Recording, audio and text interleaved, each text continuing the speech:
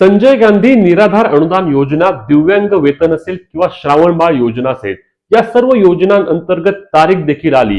डिसेंबर महिन्याचा हप्ता आता 2-3 दिवसांमध्ये आमच्या बँक खात्यावरती जमा होईल असे देखील निराधार बांधवांना वाटायला लागले.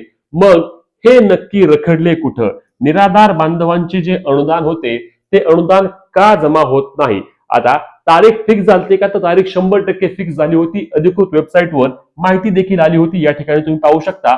यामध्ये स्पष्टपणे सांगण्यात आले होते की 23 डिसेंबर पासून वितरण सुरू होऊन 24 डिसेंबरला रात्री 8 वाजेपर्यंत प्रक्रिया पार पडून 25 तारखेपासून लाभार्थ्यांच्या खात्यावरती पैसे जमा होतील. परंतु 3-4 दिवस होऊन गेले तरी देखील लाभार्थ्यांच्या बँक खात्यावरती अजूनही पैसे जमा झाले नाही. परंतु आता यामध्ये सोमवार अथवा मंगळवार पासून पुन्हा एकदा याचे वितरण होईल, कारण तांत्रिक काहीतरी अडचणीमुळे हे वितरण झाले नाही अशी माहिती मिळत आहे. परंतु यामुळे निराधार बांधव नक्कीच नाराज आहे.